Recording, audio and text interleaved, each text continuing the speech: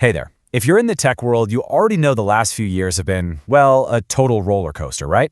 So many headlines about layoffs. And look, it's a tough situation. There's just no doubt about it. But what if this moment isn't really an ending? What if it's the beginning of your next great chapter? Okay, let's dive into this playbook for turning a layoff into a launch pad. So maybe this slide hits a little too close to home for you right now. You've been impacted by all the restructuring and you're probably asking yourself, what's next? First thing to know, you are definitely not the only one asking that question.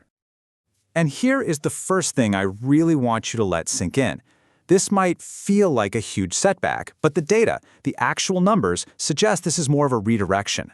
It's a chance to take a breath, reskill, and pivot towards something that might be an even better fit for you. Let me show you what I mean. Let's just put a hard number on that optimism, shall we? A 2024 ZipRecruiter report found that 65% of laid-off tech workers, that's a huge majority, found a new job within just 6 months. That's not just a statistic. That is a powerful, powerful reason to be hopeful right now. So, for our first section, we're going to lean right into that hope and look at some more data. Why? Because the numbers tell a story that's probably way more positive than the one you've been telling yourself.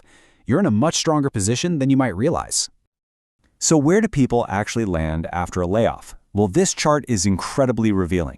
A massive 74% find another job right back in the tech industry. And what about the other 26%? They take their super valuable tech skills to other industries. We're talking finance, healthcare, you name it. The takeaway here is so clear. Your skills are in demand, and not just in tech, but everywhere. Okay, let's talk about the big one, the big fear. The dreaded gap on the resume.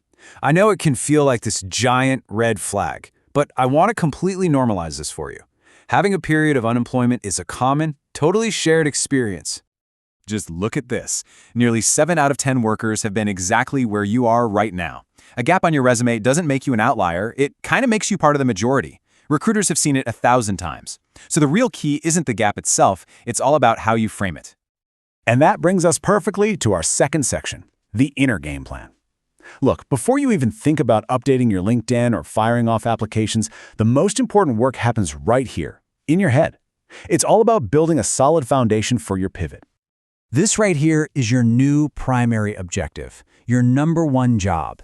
I want you to stop thinking of this time as a gap or a break. From now on, you're going to see it and you're going to talk about it as a period of intentional growth, learning, and preparation for what's next. I'm telling you, this one mindset shift changes absolutely everything. So how do you actually do it? It's a simple 3-step process. First, use this time to actively upskill. Go get a certification in a hot area. Second, start something. A personal project, a blog, contribute to an open source project, anything that creates something you can point to and say, I built that. And third, when you talk about this time, you frame it positively. You focus on what you've learned and what you've built. Now, let's talk about the assets you already have. This quote is so important. We get so hyper-focused on our technical skills, right? But study after study shows that the huge majority of job success comes from soft skills. Communication, problem-solving, leadership. These are skills you already have in your toolbox. Here's a really quick exercise for you. First, just make a simple list of what you really enjoyed and what you didn't in your last job. This is going to help you figure out where your natural talents are. Then, map those soft skills to the descriptions of jobs you're interested in. The sweet spot for a pivot is finding a role that uses about 60 to 70% of what you can already do. That gives you a really solid foundation to learn the rest.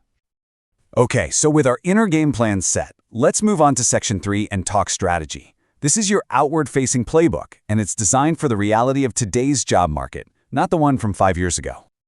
Let's be smart about this. Don't just look for any job. Look for a job in a field that's blowing up. The demand in areas like cybersecurity, AI and machine learning, and cloud computing is just massive. Pivoting into one of these fields is like setting sail with a strong wind at your back. And this slide right here, it perfectly illustrates the biggest strategic shift you need to make.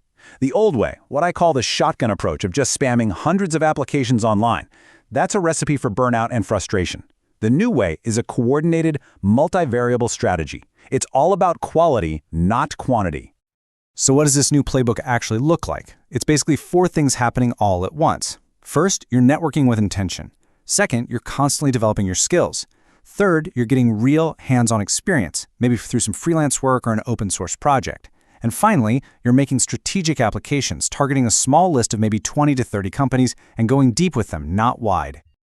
All right, you've done the work, you've landed the interview, now for the moment of truth. Section 4 is all about how to win that conversation, specifically by tackling that gap question head-on and turning it into one of your biggest strengths. I want you to memorize this 3-step formula. It is so simple and it's completely foolproof. First, be honest but brief. I was part of a company-wide layoff. That's it, period. Second, show the issue is resolved, and I'm really excited to be focused on finding my next role. Third, and this is the magic move, immediately redirect to the value you created during that time. And during that period, I actually earned my AWS security certification, which I'm really eager to apply here. See that? You've just taken complete control of the narrative. Okay, let's move to our final section and just zoom out for a second. A successful pivot isn't just about tactics. It's about having the right mental framework for the journey. We're talking about endurance, perspective, and most importantly, purpose. It's also so critical to have realistic expectations. A pivot is not instant. If you're moving to a role that's pretty similar to what you did before, you might be looking at 3 to 6 months. A new specialization? That could be more like 6 to 12. And a complete career change from scratch? That could take a year or 2. Knowing this right up front prevents you from getting discouraged. And on that journey, there are going to be tough days. There will be days of doubt. And on those days, your tactics and your strategies won't be enough. You need to be deeply connected to your why. Why are you making this change? What is the bigger goal? That purpose, that's the fuel that will keep you moving forward when things get hard. And I want to leave you with this thought from the World Economic Forum. Layoffs often spark incredible creativity and an entrepreneurial fire. Whether that means starting your own company, a freelance business, or just taking control of your career path in a brand new way, this moment is fertile ground for innovation. So the bottom line is this. What happened is not a reflection of your worth or your talent. It is not a setback, it is simply a redirect. It's a forced opportunity to pause and point your incredible career in a new, more intentional direction. So the only real question left is, where will you choose to go?